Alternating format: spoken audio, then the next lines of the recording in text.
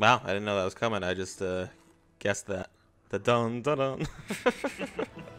That's a good bet in Halo, though. Yeah, they know how to pick their moments. Yeah. Okay, so is that's not the art, but that's like a thing that'll teleport you to the art? Yes, I believe so.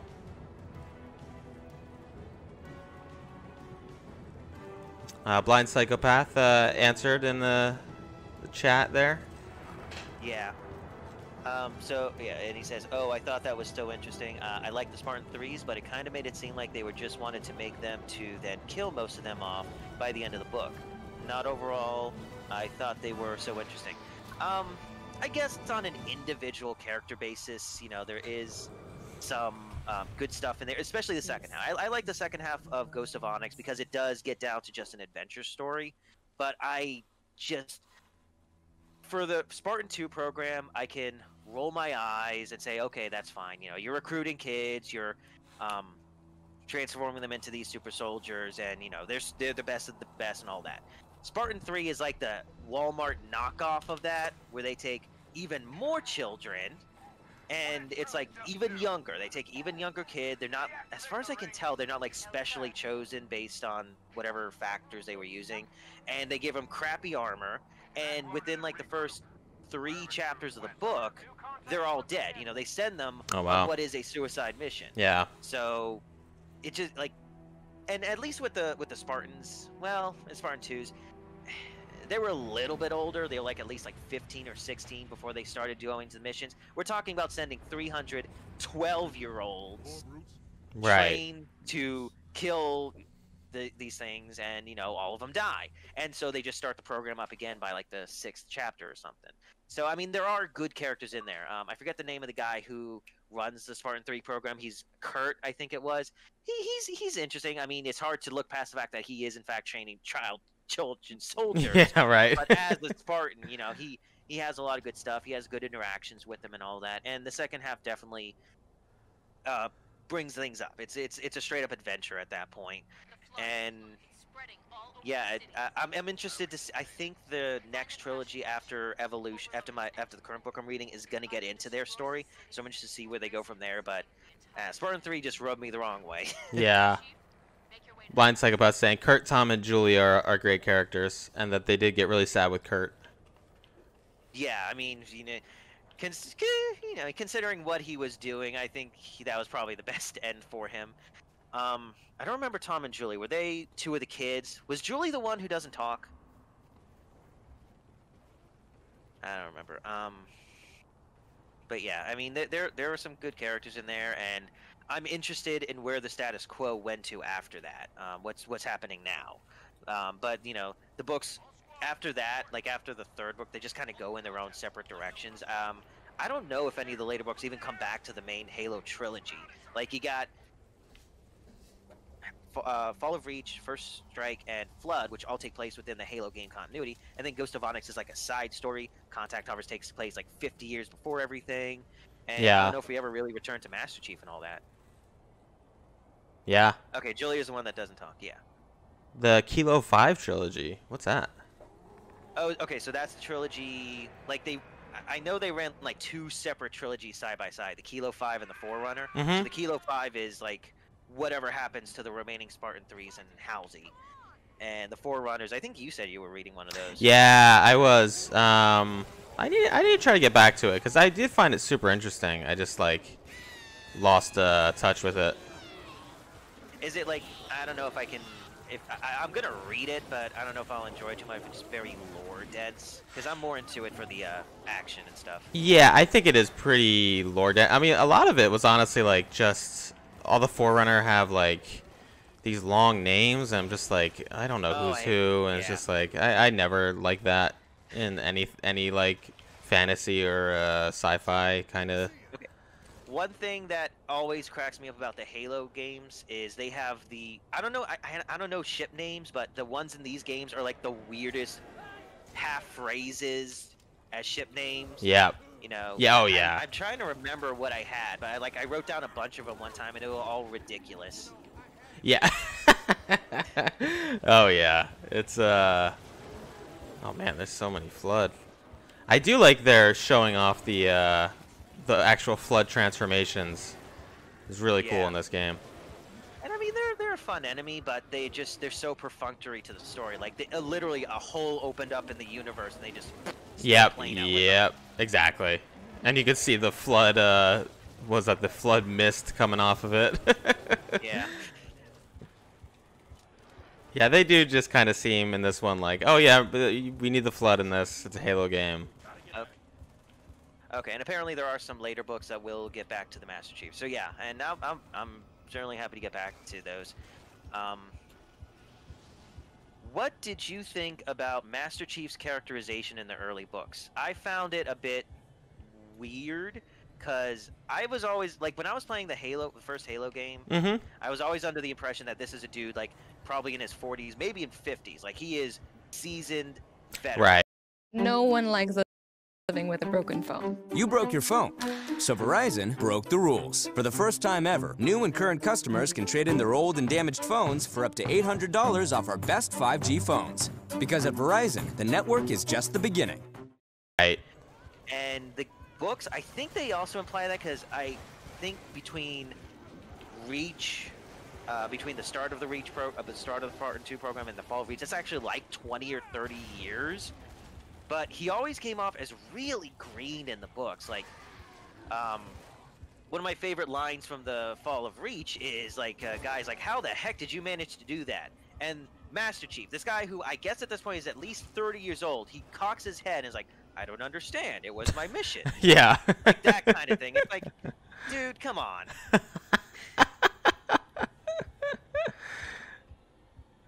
There's a flamethrower down there if you want it. Oh, flamethrower. That's always fun on the stage. Where Yeah, it's I'll stand right next to it. Oh, there, I see it. Okay. The worst was Master Chief in Baby's Day Out. I don't know what Baby's Day Out is. Is that one of the short stories? No. And Spartans aren't exactly socialized. I mean, you know, do they have to not be? You know what I mean? Like, yeah. I guess they worked in secret for a while, but there was a point where they were becoming celebrities in a sense, you know, to boost the morale and all that. Right. I don't know. And yeah, you know who's really good in the books is Keyes. Like, his character feels like what I always hoped Master Chief would be in the books. Right. Kurt was good. Yeah, I mean, that's one of the things about Kurt. He felt like he had a personality. And also, I don't know how far you're into Cold Protocol, but the Team Spartan there, the ones who are basically the outcast Spartans who are still part of the program but just do their own thing, I like them. They're a lot of fun. But, you know, a lot of the Spartans in the books can feel a bit too robotic. So do you recommend reading the books in the order they were released or chronologically? Out of the ones you've read. Honestly, I always recommend order of release. Order of release. I mean, like, you wouldn't play Halo Reach before the first Halo. Yes. Even though it happens chronologically. Because you don't write things from a blank slate. If you're writing a prequel, you're writing a prequel. You're taking in elements from the stuff that people are already familiar with. So, you know, yeah. Gotcha. I never understand, like, people who say, play Reach first and then 1, and it's like, what is that? How does that even work? Right. Unless you're doing Halo Fest, in which case that makes perfect sense. Can you read them out of sequence? It is almost impossible for me to read anything or watch anything out of order. Oh, same thing with me. That's why Bubbles is saying that, because Bubbles knows me very well. Which is weird, because, like, Halo seems to be the one exception, because I never played 2, but then I played 3. Right, yeah. But I guess back then, I just never paid attention to the story. Sure.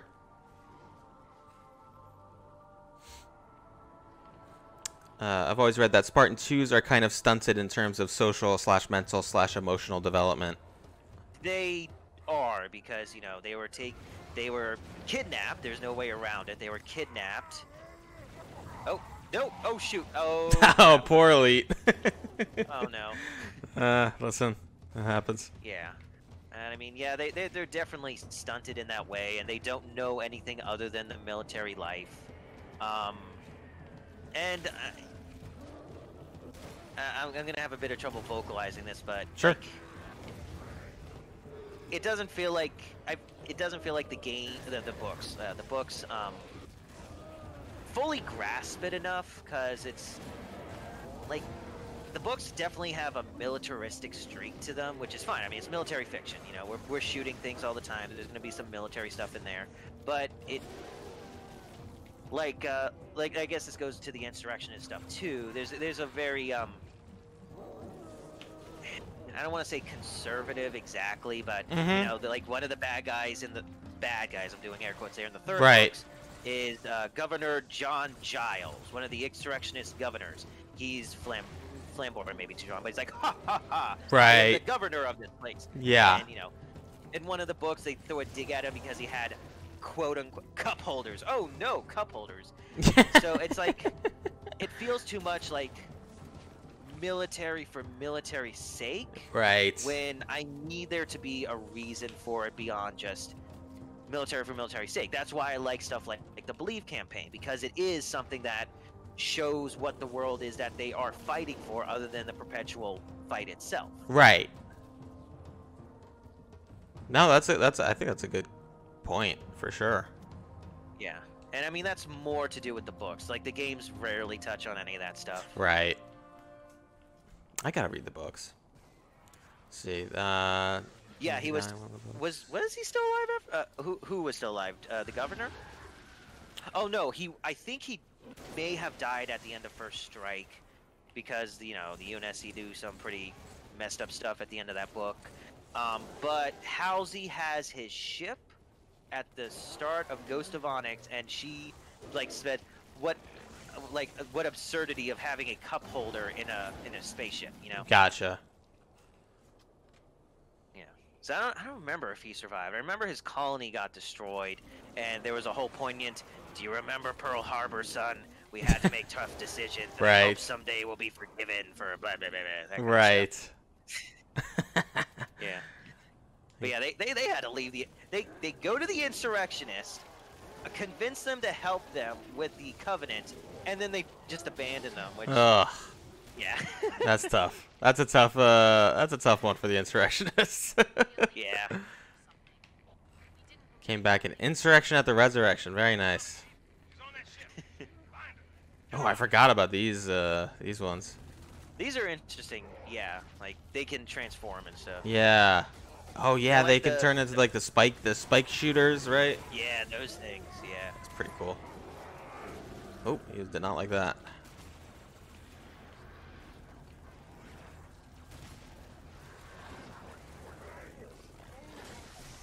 Oh, sword guy.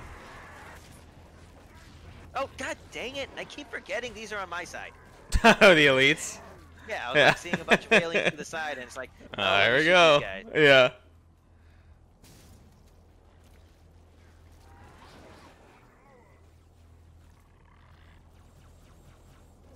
Oh, yes, I know you're my ally.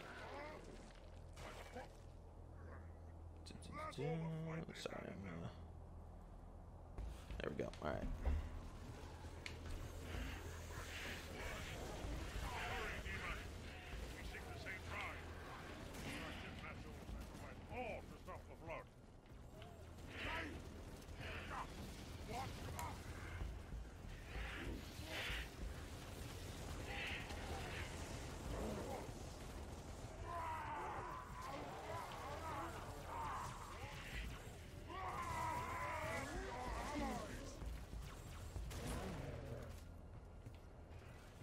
I seem to run out of weapons here.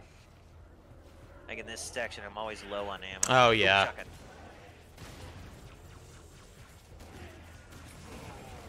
oh, and those guys up at the top. Oh yeah, right. Ooh.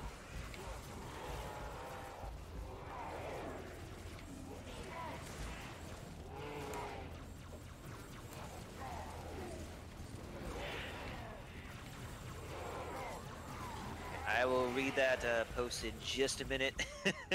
There's a lot going on.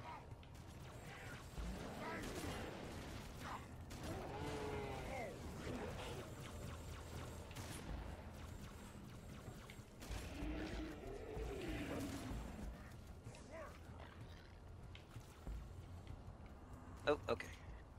Ooh, it's down here. Okay. All right. What do we? Sublime Psychopath. I don't really get the Innies personally. They say in Cole Protocol that they hate the UNSC because UNSC versus the Covenant, and that they were trading with the Covenant, which doesn't make sense to me. Like, why do that? I just don't get the Innies. Like, I don't get. Don't get me wrong. The UNSC is bad as well, but come on. Well, I guess like the thing is like I don't see the Covenant, and the books I think do a good job portraying this. The Covenant is not a one cohesive unit. There's a caste system. The grunts are at the bottom, and you know they're always treated like dirt. They can only go so high in the hierarchy. They can't run a ship, and I believe their population is very strictly controlled. So you know they out of anyone have reasons to be upset at the Order. The Jackals, I like the way the Jackals are portrayed in that book. Because they're basically space pirates. They have their own ambitions besides just the Great Journey, and so I do see why they would want to trade with the what am I thinking? What is the rubble? The rubble. That's it. Why they would trade with the rubble? I mean, the rubble is essentially Deadwood. Everyone there is considered a bad guy, so everyone there is equal. And the insurrectionists, I always got the insurrectionists. You know. Who doesn't want to shake off the yoke of their, well, okay, maybe that's a weird way to phrase it, but and they don't spend a lot of time on it. I'm probably filling in a few gaps myself, but the UNSC is kind of imperialist. You know, they're running colonies on other planets, but most of their focus is still on Earth and the inner colonies. Right. So the outer colonies have reasons to want to self-determine. But you know, there's a lot of other stuff they layer on top of that. There's like in what was it? Contact Harvest. I get a sense that they're kind of portrayed a little bit like the Confederacy. And there's some, you know, I think IRA stuff too, because there's a lot of explosions and bombs used. So they are portrayed to be bad guys, and that kind of shook me the wrong way in earlier books. But that's why I like Contact Harvest and Cole Protocol, because it gives them human characteristics, human motivations, and you know they're still probably worse than the UNSC in certain areas, but they feel like people. They feel like you can't just ignore them. Are we going back to High Charity? Yeah, not yet. I think we do though, right? Do we? I think so, because I think it's all flooded out, right? Okay. That's got to be the last level though, right? I think it's one of the last levels for sure. Yeah. Yeah, we're at 2001 of $2,000 goal. What's the highest rank grunt?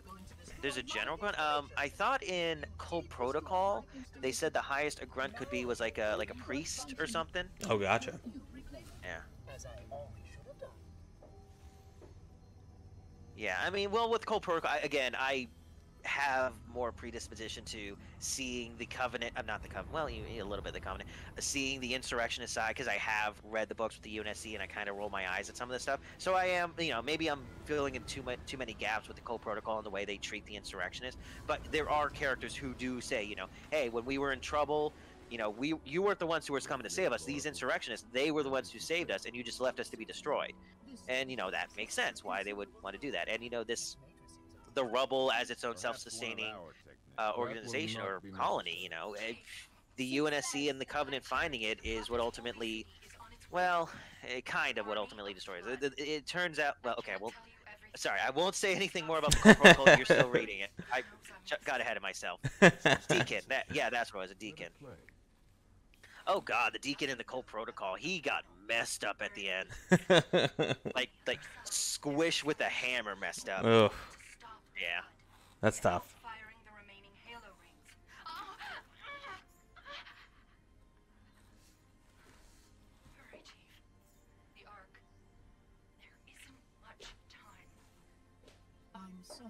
No matter, Oracle. We've heard enough. Our fight is through the portal. With the brutes and the bastard truth. Fine. Oh, Contact. Yeah, Contact. Contact Harvest is the one that's the start of the war. Yep, he got hit with a hammer. Oof. Yeah, and it's a sad story because he was friends with one of the, I can never remember what the race is called, but they're like the floating engineer creatures. Right. He was friends with them, but the floating engineer guy didn't I guess you could say he didn't have a lot of tact. Like, he wore his heart in his sleeve, and that kind of put him in danger. And by the end of the book, you know, he got messed up real bad, and that kind of drove the Deacon just out of his mind, and Ugh. he just started shooting anything he could until someone smashed his head in with the hammer. Yeah. Yeah.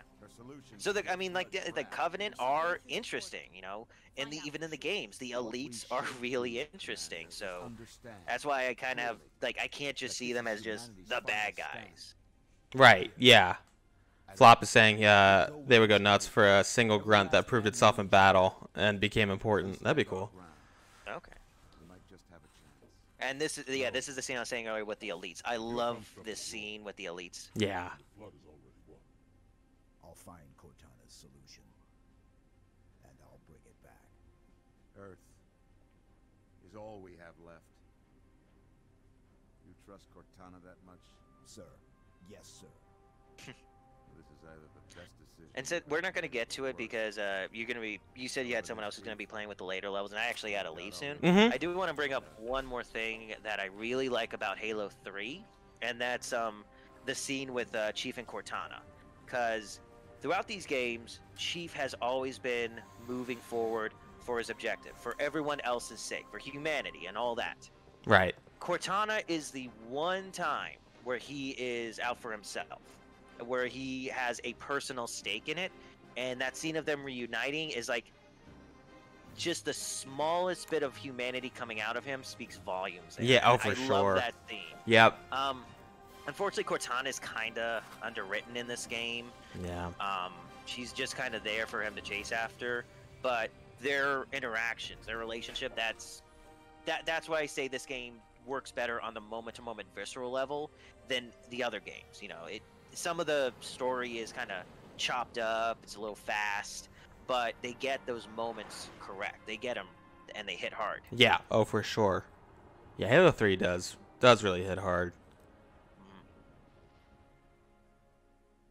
Yeah, I definitely agree. The Covenant is more than just bad guys, shoot them, boom, boom. And I mean, after the third game, don't they join the UNSC by the fourth game? I haven't gotten to the fourth game, but I think they're part of the of their group. Yeah, I think they ally with them. I think I can't remember. I'm actually excited to get to Halo 4 because I don't remember much of it. Yes and no is what we're seeing here. Yeah. Yeah, I mean, there's so many aspects of the Halo universe that I still want to see explored in the games and other stuff. Right. Some of it is cringe, you know. I don't like everything that they've done. In the Evolutions short story collection, one of the short stories I read, it disgusted me. Oh, really? But I have a particular sensitivity to this, maybe. So I don't know if they say it outright in the games, but apparently the brutes, they eat humans. So a lot in ODST, they would shout like, "Oh, our dinner's here" and stuff like that. Okay. So they implied it. They imply it, but there's a short story in Evolutions that reads like one of those, you know, turn of the century cannibal stories with the savages and all that kind of thing. Like that questionable period of time. Yes. And it's just like, I guess if it was trying to make me feel revulsed and disgust me and make me sad, mission accomplished. Congratulations. You know, but I don't like those kinds of stories, you know, and that was not a fun part of that. Yeah, that sounds. That's just one of the stories in there. That's probably the worst thing I've read in the Halo stuff so far, though. Like, I really did not like the Halo Uprising comic. It just kind of felt a bit ugly, and Master Chief's segments felt kind of boring. Right. But you know, there's a lot of good stuff out there, and I wish they would add some of that stuff into the games. But I guess if you're only making a game once every 6 years, I don't know why it's taking so long for a new Halo game. I know. But I would love to play a game where you play as the elites. That'd be so cool. Or even like if you wanted to do an open world kind of thing, you know, do the Cole Protocol, set it on the rubble, and you know, hey, you're one of the Spartans spying on this colony that they don't think you know exist, but there seems to be some shady things going on. Investigate. Right. That sounds like a good idea. Right. Yeah.